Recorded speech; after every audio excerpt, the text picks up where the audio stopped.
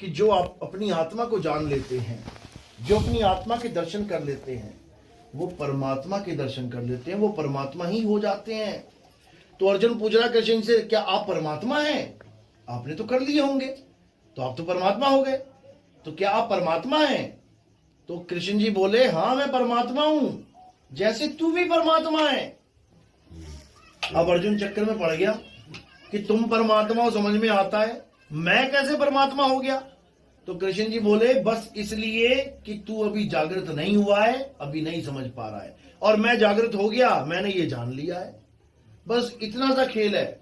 जिसने अपनी आत्मा को जान लिया उसके लिए कोई अन्य परमात्मा नहीं है, वो आत्मा ही परमात्मा है। और जिसने अपनी आत्मा को नहीं जाना वो किसी की भी पूजा करेगा, राम जी की, श्याम जी की, हनुमान जी की, माता की, किसी की भी, किसी को तो पकड़ना पड़ेगा ना भाई भगवान बना के। तो देखो क्या कह रहे हैं, क्या आप भी परमात्मा हैं? फिर से सुन लो,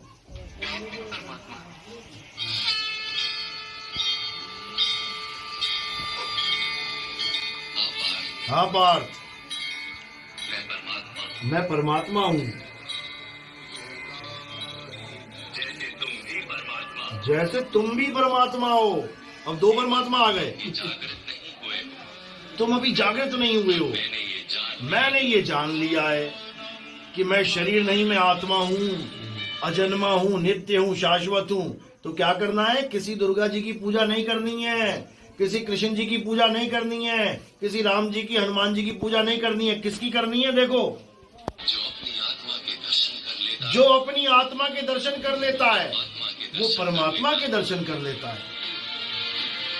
जैसे नमक के एक कण का स्वाद समग्र सागर के स्वाद से भिन्न नहीं होता, वैसे अपनी आत्मा के दर्शन परमात्मा के दर्शन से भिन्न नहीं होते। ये है असली ज्ञान, सनातन ज्ञान। यानी किसी की पूजा मत कर, किसी पत्थर को भगवान मत मान। असली परमात्मा तेरी आत्मा में विराजमान है। अपनी आत्मा को ढूंढ और उसमें रम जा, रमण करो अपनी आत्मा में। अध्याय 3 17वां श्लोक यही समझा रहा है गीता का कि हे अर्जुन, ये देवी देवताओं की पूजा करने वाले ये अल्प बुद्धि जीव हैं, छोटी बुद्धि के लोग हैं। इनको शरीर और आत्मा में फर्क नहीं समझ में आ रहा। ये शरीरों की पूजा में लगे पड़े हैं, जबकि करना क्या है? आत्मा की पूजा करनी है बस। तो इसीलिए कृष्ण जी ने बिल्कुल साफ बोला कि मुझे शरीर मानने वालों, मैं शरीर नहीं हूं, मैं पुरुष नहीं हूं, मैं स्त्री नहीं हूं, मैं नपुंसक नहीं हूं, मैं शरीर नहीं हूं, मैं शरीरों के अंग नहीं हूं। देखो क्या कह रहे हैं, मैं ना पुरुष हूं, ना स्त्री हूं, ना ही नपुंसक, मैं ना शरीर हूं, ना शरीर के अंग हूं, मैं ज्ञान हूं, सृष्टि हूं, चैतन्य हूं, पार ब्रह्म हूं। यानी मुझे शरीर मत मान लेना गलती से कि ये आदमी खड़ा है तुम्हारे आगे, ये तो मिट्टी का पुतला है, मिट्टी में मिल जाएगा। मैं आत्मा हूं और तू भी आत्मा है। अर्जुन, तू भी अपने आप को शरीर मत मान लिए। शरीर तो मर जाएगा लेकिन तू नहीं मरेगा। तो जिसको ये ज्ञान समझ में आ जाता है फिर वो माया के जाल से निकल जाता है, नहीं तो फंसे रहो। देखो क्या कह रहे हैं,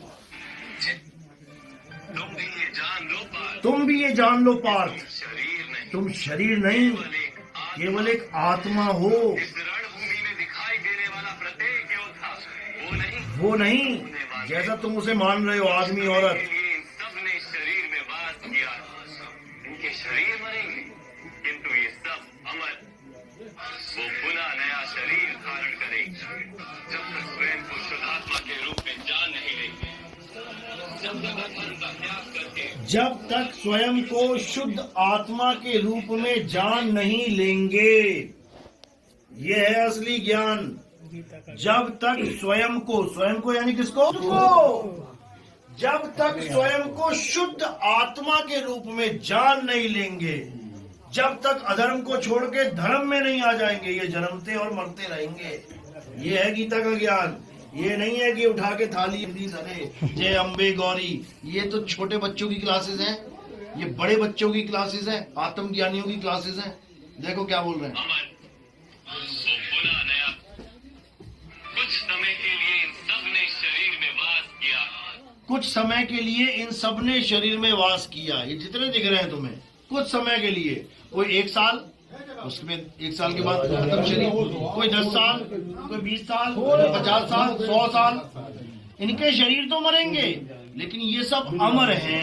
यानी हम सब अमर हैं, लेकिन हमें पता ही नहीं है कैसे अमर है। इनके शरीर मरेंगे, किंतु ये सब अमर।